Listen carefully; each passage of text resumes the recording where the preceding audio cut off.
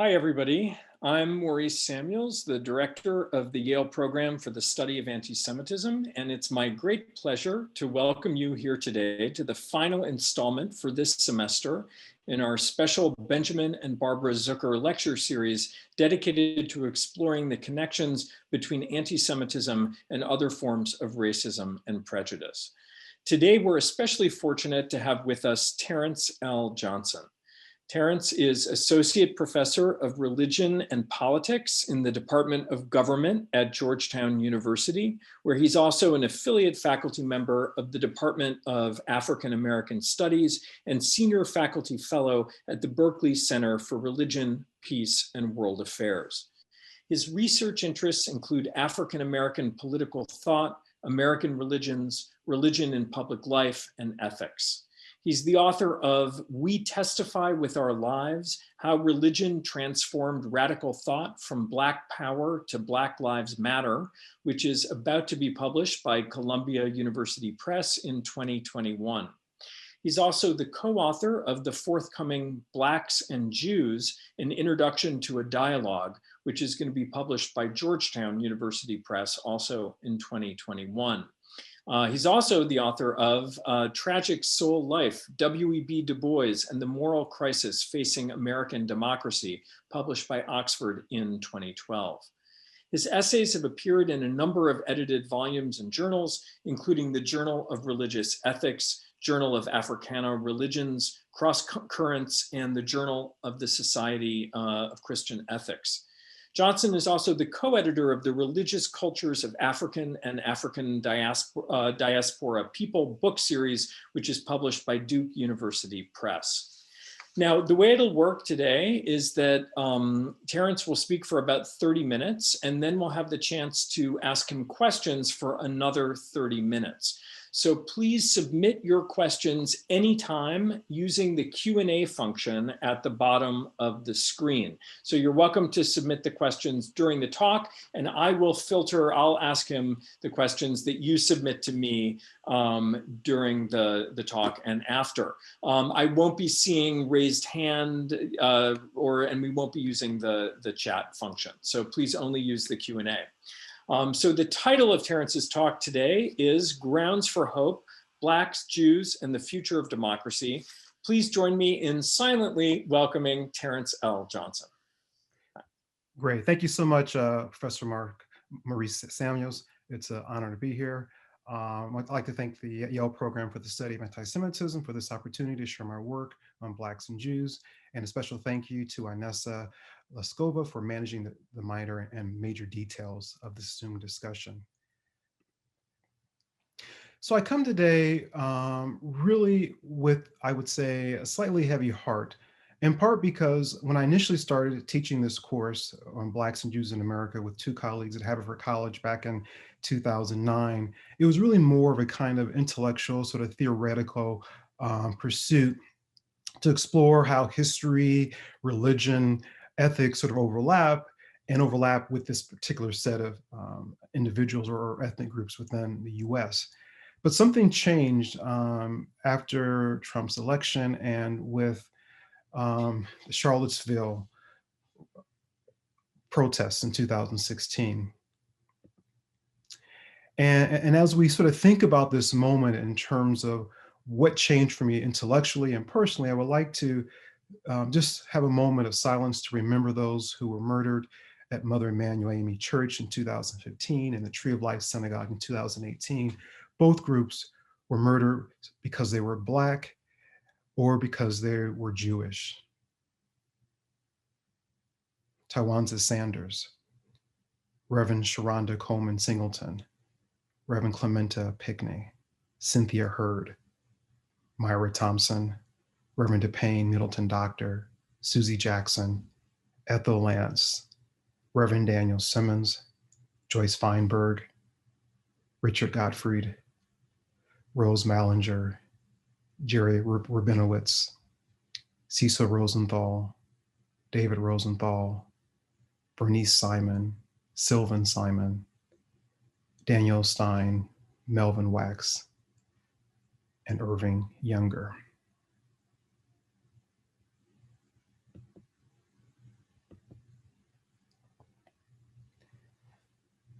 And how do we get here?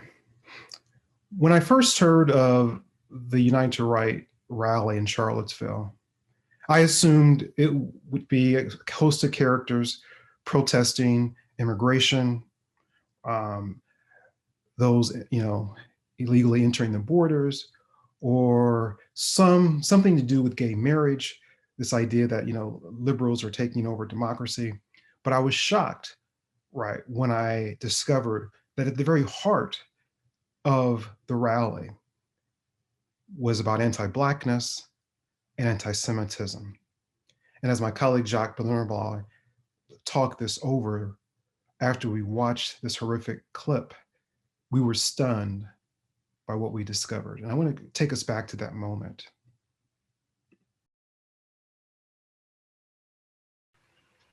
So someone more capable, like Donald Trump, who does not give his daughter to a Jew. So when we think about Blacks and Jews in America, often this iconic picture emerges in our mind, right, of Rabbi Abraham Heschel and King walking arm in arm in Selma in 1963. And we think of the whole idea of a grand alliance, right? This idea of Blacks and Jews fighting arm in arm against social unrest, fighting against anti-Black racism, anti-Semitism. And we think of a very harmonious group. And then we think of a big explosion happening in 67 with the emergence of Israel and this whole idea of Black power, invoking Black independence, and then really in some ways frightening Jews and pushing many of the Jewish members of SNCC out of the organization to build a kind of sort of self-reliant group. And that is sort of the kind of the narrative we often hear about. But I want to argue that the story is far more complicated. And while I won't get into all the details tonight, I want to argue that it's complicated in part because someone like Adolph Reed is going to argue that there are many different types of relationships between Blacks and Jews. We have elite Blacks and Jews working hand in hand, right, at the turn of the 20th century with the founding of the NAACP. And also Blacks and Jews working with the Urban League, right? And these are African Americans and Jews who are, a part of sort of the establishment, as it were, and if not a part of the establishment, definitely on the trajectory, right, of a middle class sort of ideology, really thinking through how do we work together, right, to solidify our rights as citizens, but also how do we work together to end segregation and anti-Semitism and all the barriers, right, to achieving the so-called American dream. So that's one aspect of the story. The other aspect of the story really has to do with, day workers, right, and sort of, Jewish merchants who are often engaged in businesses, because of segregation at the time. Primarily, they were forced to work in Black communities. And so there's another relationship between Jewish merchants and, say, African-American working class individuals, and also African-American women who are day workers working within Jewish homes. So we have these sort of two-tiered kinds of relationships. And so part of what I'm trying to do, in part as a result of Charlottesville, is to sort of rethink, why is this material important to me? And part of why I think it's important is because I think there's something in terms within the kind of the infighting, within the sort of the solidarity movements between the groups that we can actually glean to help us think about public deliberation, to help us really rethink what is political solidarity, and also to help us to rethink, what are the grounds for understanding religion and sort of cross-religious sort of dialogue. And so I want to put forth an argument that is really developed, or at least started by Eric Sundquist, and argue that part of the issue is this idea that the Exodus, right, is binding African Americans and Jews to the sort of really ancient kind of history. And as many of you might recall, in Exodus, it's like this notion of, thus says the Lord, the God of Israel, let my people go, that they may celebrate a feast to me. And so this becomes a kind of gathering call for both groups, sort of to really think through the promise of Yahweh, the promise of God. And I want to argue that this kind of relationship, right, linking together Blacks and Jews through the Exodus story, not the Holocaust or Black suffering and death, creates the possibility, right, for thinking through um, text as lived possibilities, right? Text is something that's lived, not dead, but also really to help us think through the ways in which disparate groups, right, can actually bracket, right, immediate social circumstances, immediate economic circumstances, and really try to link to kind of a narrative that is constant but shifting. In other words, I want to argue that Blacks and Jews, right, have within their fingertips, right, this notion of the Exodus. And if we read it in a kind of a critical lens through a kind of Black feminist, sort of womanist sort of perspective, right, taking into account Eric Said's criticisms of the Exodus narrative as potentially imperialistic, but also taking into account John Levison's account that, well, maybe the Exodus story really isn't about a radicalization of the people. Maybe it really is about how people become de-radicalized, right?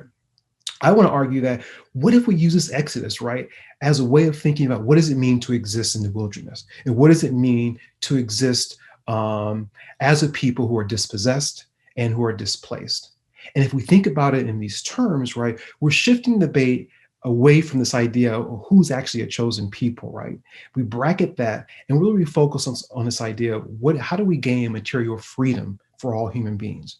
Because I think if we look at particularly the works of King and how King uses Exodus, as well as Rabbi Abraham Heschel, we see how the Exodus becomes a kind of grounding for a lived religion and a lived kind of expression that really changes how we look at text and how we look at doctrine, and creates possibilities for looking at narrative as something that is expansive and a way of welcoming in, rather than using narratives to foreclose the very possibility of mutual dialogue.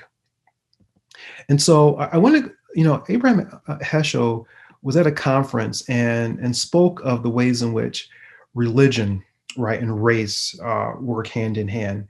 And he argued at a conference on religion and race in 1963 that, you know what, Pharaoh is not dead.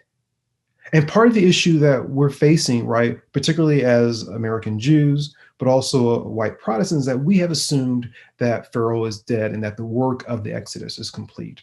And if we look at what's happening to the Negro in America, during the early and late 1960s, we see, right, this sort of resurfacing, right, of a certain kind of evil that Abraham Heschel talks about, which is racism. And that when we as religious people do not respond to racism as a legitimate evil, right, as something we must work against, we are turning our back to God, right? And this then takes us back to this whole idea of the Exodus. And he wants to argue that, when we think about religion and race, right, he says, look, you can't worship God and assume that the Negro is the problem, right? That the Negro is the aberration of what it means to be human. And so he really wants to use like religion and race in a very interesting way that I think really beckons us to really challenge the very grounds of American origin stories, right? Because many of us have been taught that, look, the nation is one of, built upon a city on the hill. Think of John Winthrop. And that from that we get this idea of American Jeremiah story and of American exceptionalism. But what Heschel is pointing to really are the ways in which we've used religion, right, within a US context in many respects to sort of reify anti-Blackness. And I would even argue anti-Semitism if we go back to James Baldwin's article, right, in the New York Times, that Blacks are not anti-Semitic, they're anti-white. And so part of what Baldwin is saying that I think that Heschel is implicitly aligning himself with is this idea that we have not dealt with, right, the sort of lingering effects of Christianity's ongoing but shifting uses of anti-Semitic tropes and of anti-Blackness. And until we begin to deal with what's at the very core of the American enterprise, both Heschel and Baldwin argue that we're missing the point. And so I want us to sort of think about this whole notion of when we think about anti-Semitism, we have to also think about anti-Black racism. And when we think about anti-Black racism, we have to think about anti-Semitism and look at the sort of the core origins of both forms of hatred, and show how in many respects, right, what connects Blacks and Jews is not the sort of mythic history of, we all have gotten along and we all believe in the same things, but it's this idea of we both have a kind of common sort of oppression around the ways in which our bodies, right? For Catholicism, this idea that well, Jews are dirty, so therefore they should handle dirty money, right? For white supremacy in the modern context, this idea that blacks are barbarians. So on the first level, that then becomes a way of connecting this idea that both have experienced a kind of anti-humanist, right? From Christian sort of tropes and Christian writers. But then I think if we stay at that level in terms of let's like look at our shared oppression, right? Then it gets really complicated because we begin then to compete in terms of, well, who's actually suffering more? This idea, well, whose Holocaust is greater? Is it slavery or is it the Holocaust? And I want to argue that, well, let's actually maintain, right, this notion of the kind of shared oppression, but let's not use it as the kind of foundation of the relationship. Let's actually then extend it to look at how then might the Exodus, right, as this idea of dispossessed people, right, this idea of a people who are landless, right? People who are seeking a certain promise. How does that then really rethink what it means, right, for us to think about political solidarity within the U.S. context? So I think this is important then also because it really allows us then the kind of theoretical tools to, I think, engage in modern society, but also to engage what Michelle Moody Adams calls what is familiar, right? Often when we are sort of debating about injustice, right, anti-Semitism, sexism, transphobia, we often start from what is very familiar. And I'm not saying that's a bad starting point, but I think we can't end there. And so part of what invoking the Exodus narrative allows us to do, I think, is to bring in a new set of sort of tools to think through, right, the very grounds upon which we are exerting, right, our sense of outrage about injustice. And so part of what is linking then King and Heschel is this idea of really breaking the silence, right? King argues that silence is a form of betrayal. And so let's go back then to what lessons then can we learn from how African Americans have used this Exodus story and how I'm trying to bring it together. One, I want to argue that African Americans have really viewed the Bible historically as a kind of talking book. There's an actual story in the archives of a slave who witnessed a slave master reading this book, and he said he literally saw the book talking. And Henry Louis Gates talks about this in his work Signifying Monkey. And from that moment on, the slave went to the Bible and wanted the Bible to talk back. And so this became a kind of trope within African American sort of religious folklore. And so when American slaveholders told this story of the Exodus to the slaves, right, and connected it to this idea that, of Paul's notion that, well, your inheritance is really in heaven. So don't see this story as liberating you now, but actually liberates you in the future. It's interesting. The slaves said, well, we actually reject that story. We reject that interpretation. And we want to read the story as an example of what God can do for one group of people, is a reminder that what God can do for us. And so it became a way in which they turned to the Bible as a kind of talking book, as this kind of form of engagement. And this then created a sense of radical hermeneutics, right? In that scripture became a kind of living text. And this is important, I think, because it will force us to really rethink both Blacks and Jews in terms of what are we holding as sacred that both binds us to our tradition and to what is sacred. And those things are also necessary, but then how then do we allow for the very possibility, right, of rupturing that which we hold as sacred? And I think part of the answer and the tools for this is thinking about how slaves saw scripture as a kind of living text. And then next, this idea, as I mentioned before, then as a living text, the slaves embrace the Exodus story as a kind of narrative of God's promise for the future. And they use this as a guide, right, to think through the New Testament and to think through their own sort of material history in terms of enslaved people. So, and from this notion, they began to build a tradition.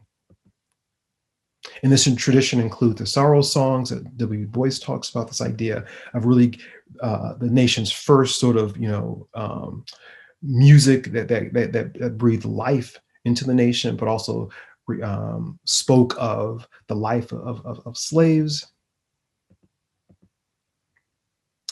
And clearly, then we have the Fiscal Jubilee Singers and then Aretha Franklin.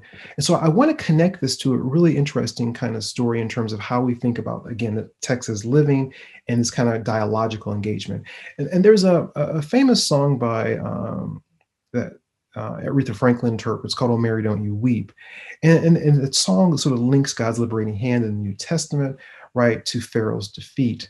And what's also interesting is that the songwriter and the early slaves sort of weave together, right, both the Exodus story along with the New Testament to really kind of create this interesting exchange, right, that links together both traditions, but then creates the possibility for something new to emerge. And again, I think it beckons to this whole idea that when Blacks and Jews are working, whether it's at the elite level or even at this kind of working class exchange, there's a constant kind of navigation.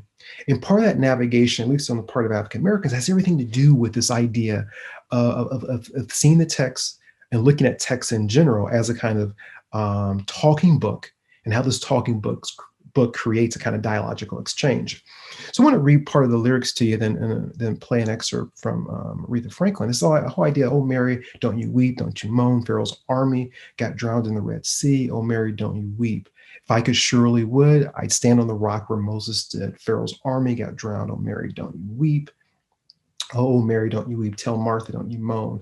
Listen, Mary." And it's a story in terms of what happens with Lazarus and the rebirthing of Lazarus. So I want to just play a quick excerpt of the song to kind of invoke, right, this kind of exchange of the singer and the audience, how this speaks to this living tradition.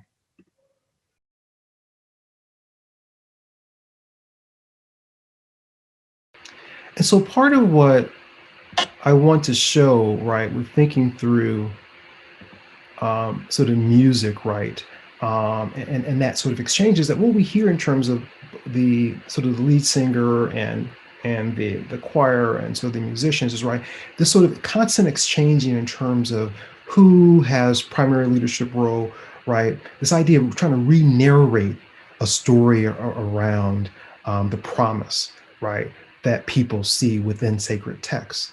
And I think this, in many respects, speaks to, right, the ways in which Blacks and Jews, I think at the core, right, despite the kind of infighting and the frustrations, right, at the core, they are sort of navigating, right, a set of texts to help them think through how to make sense of the material world, but in a way that I think if we keep this sort of Exodus as a kind of living, ongoing sort of story that isn't dead, that I think really speaks to the ways in which freedom can be fully sort of embodied.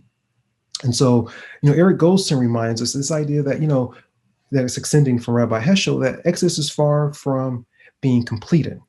And so as we look at, say, the role or the rise of American Jews during the New Deal, and with the rise of Jews as they left inner cities in the late 40s and 50s and moved to the suburbs and were embraced by white Gentiles. There is, on the one hand, a story of, well, clearly Jews are kind of model minority. They're very successful, and so therefore they don't experience, the kinds of bigotry that African Americans have experienced. And I want to join with Eric Goldstein and argue that what's interesting is that even with this kind of sort of professional success, right, among many American Jews, what he wants to remind us is that this idea that Jews have remained, right, a kind of other. Well, they may not have been marginalized from these sort of the structures of power. They remain a constant other, which creates its own kind of double consciousness, right?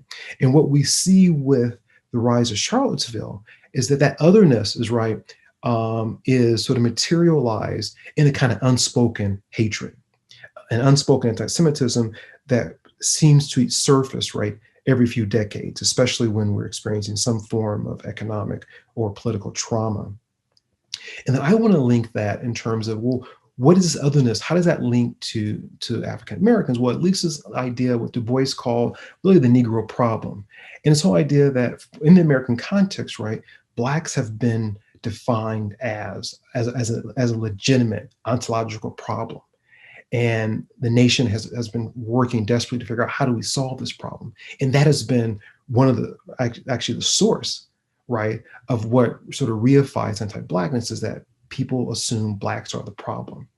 And so what becomes very interesting, right, is that, despite the kinds of, differences in terms of economic and political success between Blacks and Jews, there remains this kind of tension, right, this kind of social tension around Jews as a kind of perennial other, and Blacks as the kind of perennially marginalized people. And so as we think about the ways in which this marginalization and otherness emerges, I want to argue, and again, this is a work that is developing, that we have to rethink Israel and the role of Africa, right, in our respective communities. And I want to join in with Vidi Madimbe of Duke University and argue that we have invented, right, sacred places, right, as a way to affirm what is familiar, as a way to protect us against white supremacy, right, as a way to legitimate who we are as peoples, to affirm our forms of civilization. But I think in doing so, right, we have not explored sort of the dangers of what it means then to create these sacred places that then we then lock in a moment of history, that we lock as sort of a model for protecting us against a kind of suffering, a kind of death. And I think as long as we keep these places, right, as a kind of trope or source for protection, right, we will not be able to see the possibilities of how they can open up new possibilities for who we are. And I think we'll continue to have, right, the Palestinian problem sort of loom us large in the face. And also with Africa, we'll see, right, the continued problems around poverty, right, and around leadership. And so what does it mean then? How is Israel reinvented in our lives, and how is Africa reinvented into our lives? And so I'll discuss this a bit later because I'm running out of time here, but I want to bring in sort of the rapper Drake to kind of think through for us, what does it mean to kind of think about reinvention of not only of who we are as a sacred people, right, but reinvention and reinventing the Exodus, right, as a way to call us beyond our sort of racial constructions, and to call us for what Fanon would call a kind of new humanism. And let me get this going here 1 second.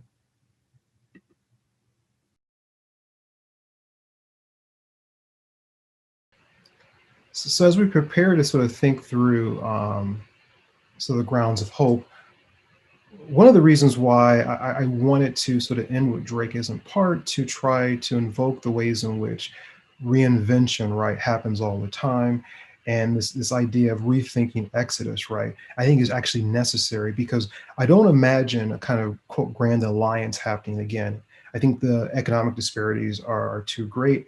I think for most of my students, both white Jews and African Americans, they have no personal interactions. They don't live in the same neighborhoods. They don't go to the same sort of social functions. They may work together, but they don't have an intimacy. But I think if we can focus on sort of the sacred texts, right, and use them as kind of these sort of discursive sites for re-exploring the ways in which we continue, despite our wealth or despite our lack of wealth, continue to face a kind of dispossession, right? A kind of landlessness, as it were, a kind of wilderness experience. I think it opens the possibility then for using this history, not to necessarily regain an alliance. If it happens, it would be great, but to find useful ways within our different communities, right, to fight against racism, transphobia, right, the issues that are sort of that keep us from becoming the full humans that Rabbi Heschel talked about. And again, there are lots of kind of, I would say, pitfalls here. I mean, there's lots of sort of histories that are repulsive on both parts, and we can go through that during the discussion, but I want to focus on given the ways in which, we see this resurgence of white supremacy, this resurgence of anti-Semitism, anti-Blackness, I want to figure out how then do we look at sort of the past as a way of remembering, the kind of Toni Morrison sense, way of cultivating, right? Way of dismantling, repairing, and reimagining possibilities. And I think the Exodus, right, is the one story that sort of links us, but still recognizes our deep differences. So thank you very much for attending, and I look forward to hearing your questions. Thank you, Terrence, for that really thought-provoking and very entertaining, I have to say, presentation. And it just made me think that, at the anti-Semitism program, we don't actually have many religious studies scholars talking. And it's such like an important, different way of thinking. We mostly have historians, political scientists. And so I thought it was just very stimulating to have actually that way of thinking presented to us, to think about such an important issue. So a lot of questions. So let's just kind of dive in. One question I had is, I can't help but think that one of the obstacles to a kind of Black-Jewish dialogue in America comes from a contrast in the way the two groups think about or kind of represent to themselves their story in America. So, for Black people, obviously, slavery is looming, extremely large, and this kind of, America connotes, oppression to a large extent. Whereas for Jews, I think they tend to see their history in America as, itself an exodus and a kind of liberation, to a problematic extent. I just came from another talk earlier today about the history of anti-Semitism in America that I think Jews have a hard time even facing up to themselves. I think there's a kind of tendency within Jewish historiography, but also popular Jewish culture, to see America really as the promised land and to kind of whitewash all the different ways in which it was not always the case that America was so open to Jews, to the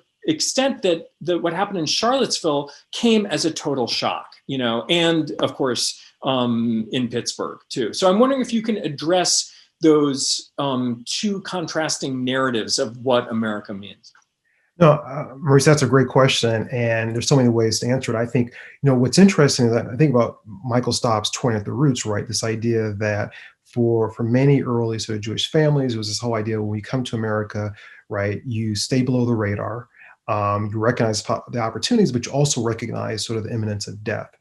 And what's also interesting for African Americans in terms of the issue around slavery, right? It's really not until the late 80s when Morrison introduces Beloved that African Americans are publicly talking about slavery. I mean, she argues that she wrote the book in part because Black folk had buried the history and didn't want anything to do with it because it was a public sort of mark of their inferiority, right? Of how they've been captive and a kind of a horrible history. And so when Beloved comes out, I think Wendy Zylera really talks about this whole idea, well, wait a minute, are you trying to create a new Holocaust moment? Because again, Beloved comes out as we see the emergence of the American Holocaust Museum, and people are finally talking about the Holocaust in America's sort of role in that, or and lack of sort of, stand-upness during the war. And for African Americans, it was like, oh, this is what American Jews are doing. Let us now then begin to talk about slavery in very interesting, and it's kind of a similar way. And then there's another moment sort of prior to that in the 1960s where Eric Sundquist is going to argue that, well, Black power in some respects allows Jews to say, wait a minute, I can also claim a kind of self-identity, right, in my Jewishness, in my Zionist sort of background as a way to exert myself. So some rabbis, particularly in the Midwest region, are saying, I'm sorry, Midwest in terms of Mid-Atlantic region rather, are using the Black power as a way to try to ignite a kind of sort of public remembering of Jewish life in America. And as you say, to stop whitewashing that history. So I do think, so it's a kind of a complicated history. So I think on the one hand, both groups publicly are masking how they are internalizing and responding to white supremacy. And I think and they're masking for different reasons, right? I think for African Americans, it's a side of shame. Like they are trying to show through a politics of respectability and racial uplift ideology that look, that we too can pull ourselves by our bootstraps. And for American Jews, this is a recognition that, well, I'm not white, and I'm discriminated against. And at the same time, right, I recognize what's happening to African Americans, but I also don't want, particularly for Southern Jews, right, who many who were merchant owners, I don't want to get killed. So there was a kind of strange kind of silence, but yet recognition that I too am like them. So I think it's a really kind of complicated history, but both are responding to a kind of anti-Semitism, a kind of anti-Blackness, and both kind of have this lingering sense of death that's imminent. Mm-hmm. Really interesting. Okay, so here's a question from a real expert on the topic, Cheryl Greenberg. Oh my gosh. Hello. Oh my gosh, Professor Greenberg. Good, great to see you or have your question here. Yeah, so she says, this is fascinating and persuasive, but how do we make sense of the fact that most of the Jews who were most involved with civil rights were the least religious? So reform, leftist, non-religious Jews. The Orthodox, by contrast, were nowhere to be seen. Focusing on religious obligations or approaches did not seem to tie into Jewish engagement in the movement, in the Black Jewish movement in the past. So how might it now, especially with more Jews and others identifying as secular? Well, that's a great question, of course, by the great scholar. Thank you so much. I think you're right. And what I've been trying to figure out is what role then, how does Abraham Heschel play sort of writ large, right, within the Jewish community? And I do think we see, in terms of, at least in DC, some of the conservative rabbis are actually speaking out in favor, right, in sermons, and maybe they're not present in body, but some of their sermons are indicating that they're recognizing what's happening to African Americans in the 60s, and there's a kind of willingness, at least to articulate it, that sort of concern within their sermons. Now, I think you're right in terms of the South is a very different kind of story, right? There's a sense in which very real threat of their fear of their death. And so what does it mean for this moment? Well, I know the New York Times had this great sort of picture of Hasidic Jews who held these signs of Black Lives Matter. And I think we are at a different moment now where conservative Jews in particular are recognizing, right, sort of the limits of the benefits of whiteness, right, because of this kind of othering. And I do think when we look at what happened in Ferguson, in Missouri, that a number of conservative Jews were on the ground. Our rabbi at Georgetown gave me great anecdotal stories about this. So I think, but the problem is, I think there's a different problem. I think we're seeing more of the quote leadership, right, within the Jewish community on the grounds of Black Lives Matter. And conversely, we're seeing less leadership in the Black community with Black Lives Matter, and more in terms of the youthfulness. So I think we've got to figure out how do we make these bridges. And I'm actually later this evening, speaking to the Hebrew congregation in DC. My colleague and I, Jacques, are going to talk through some of these issues. But I think now the issue becomes, well, how do we like transfer this information or sort of the activism from sort of the leadership, the rabbis, to the actual sort of congregation? And that becomes a hard part, because my colleague Jacques says it's this whole idea of how do you reckon with this sort of history, right? Rabbi Steinloff, who was the rabbi at the conservative Adas Israel here in DC, where the late Ruth Ginsburg attended, had this great sermon a couple of years ago on, Jews have to recognize they are not white and return to Judaism. And again, for people who are not religious, this whole sense of, wait a minute, you're saying, I need to become more religious in order to have this sort of social justice sort of ethos and activism. And he's like, yes, because you're Jews and you have to recognize that that's why you're here. So, and I have a problem with it in part because it speaks to the idea, well, there's a kind of burden then for being chosen. And are you saying then that Jews have more responsibility, right, to advocate for or to fight against anti-Blackness because of, right, this weight of being what it means to be Jewish according to this particular kind of belief? So I know it scratches at your question, Cheryl, but I'm still thinking through. But thank you. I think it was a great question. Yeah, I mean, it's such an interesting question, the question of Orthodox Jews, because, as you said, there used to be much more contact, I think, between Blacks and Jews. And now it's really Orthodox Jews in certain neighborhoods in Brooklyn who have the most day-to-day contact. And it's such an interesting thought, like, would they be more receptive to a religious, approach to dialogue, or less? It would be really interesting to know how they would, hear what you're, saying about Exodus. Anyway, so one other question I had is whether you can trace historically some of the kind of decline of dialogue to changes within the Black church Mhm. in general, over the last, like, let's say 30 years. So, and maybe, do you see a kind of, is the Black church playing a kind of less of a role now in shaping and, promoting dialogue? What do you think? Well, that's a great question. I mean, as I'm getting calls anecdotally, I'm finding that I'm getting calls from Jewish communities and Jewish community leaders who want to talk about this issue. And when I talk to colleagues and peers who are African Americans, they're like, well, why are we having this? Why do you want to talk about Blacks and Jews? They're white. There's no connection, right? They're successful. We're not. And so it's this interesting kind of a shift in terms of the conversation. I think, and part of it has to do, I think, with, again, I'm not trying to blame it on a boogeyman, but the ways in which social structures, right, I mean, in many cases, force Jews out of urban areas, right? We have the case in Boston where literally bankers and legislators says, look, we want to reclaim back Bay Area, which is mostly African American, and we want to actually move them to Roxbury. Well, that's where most of the Jews were living. It was like, okay, well, we're going to basically go and tell Jews, look, the Blacks are coming, they're going to rape your women, and your property value are going to go down. You better get out of here. And so some people are like, oh, I think you're right. And so it was this interesting thing where you have this happening in Roxbury. You also have it happen in Philadelphia, that there's these shifts in urban areas that sort of forcing then white Jews out of these areas, which is then basically then leaving this Black enclave. And some of these Black enclaves are buying and purchasing old synagogues and converting them into churches. And so there's a lot of exchange here, but something happens, I think, with the end of Black power, right, where we see this kind of explosion over Israel, and then we have this period between the 60s and the 80s when we see again a rise of Black mayors in major cities, like Cleveland, like Atlanta, and DC. Irony is that many of the mayors, their campaign managers were Jewish colleagues and friends, right? Jesse Jackson, right, famous anti-Semitic comments about Hamitown.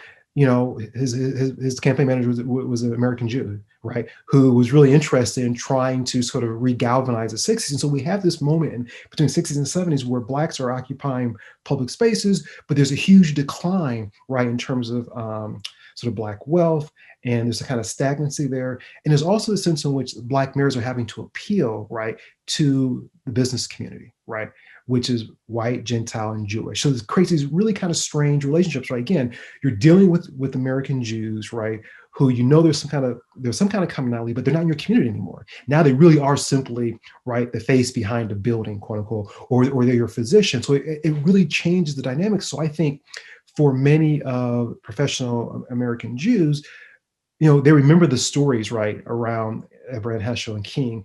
And then for African Americans between like the 70s and 80s with the rise of the crack epidemic, they don't see that, right? They see a group of people who have abandoned them. And so the idea of having a conversation, it's not really present. Now, will the leaders have the conversation? Oh yeah, when I call the ministers, oh, they're gladly have the conversation. But the congregants are like, I don't know, what do we get out of this? And that's where my colleague and I are kind of stuck in terms of how do we get people on the ground, particularly in Black churches, right, who want to have this conversation.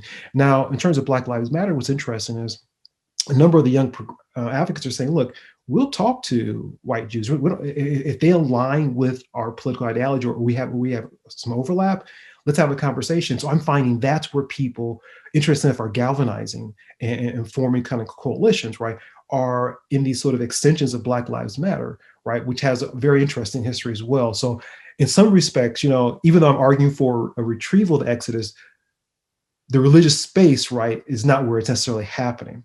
But I still want to argue that that language of Exodus in terms of rethinking dispossession, right, wilderness, allows us then to deal with sort of contemporary issues, right, around Palestine, right, around this idea of refugee crisis that I think can galvanize both groups, even though we're no longer in many cases in the same communities, or worshiping together, or dining together, or in the same social clubs.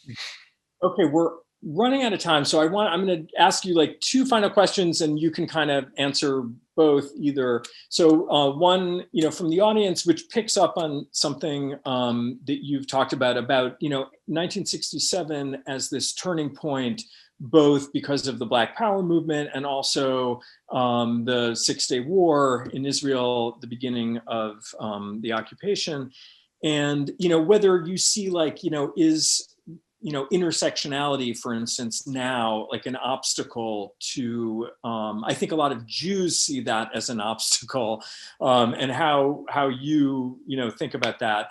And then another question about the Nation of Islam. So to what extent is your model predicated on a kind of Jewish-Christian dialogue, and how would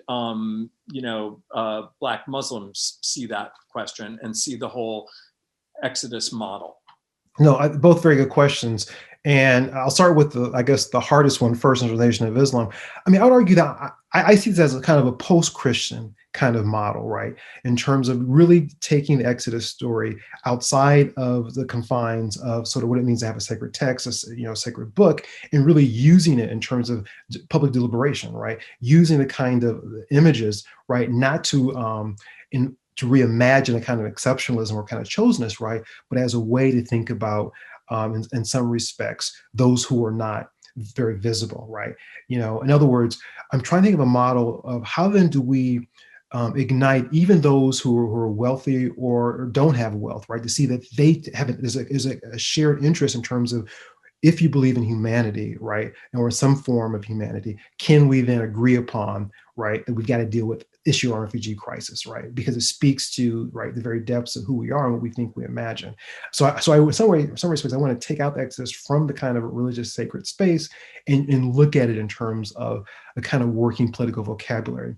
And intersectionality is really interesting. My colleague and I are really beginning to wrestle with this now, because look, for Jewish Americans, it's kind of an effacement, right? It does not work. And for African Americans, it becomes a way of recognizing, right, the multiplicities and differences, right, in terms of gender, sexuality, right, and class, that then allow us to see the kind of the nuances of anti-Blackness. And so intersectionality works for us. And so now I think we need to have a conversation in terms of, so why isn't it working for American Jews?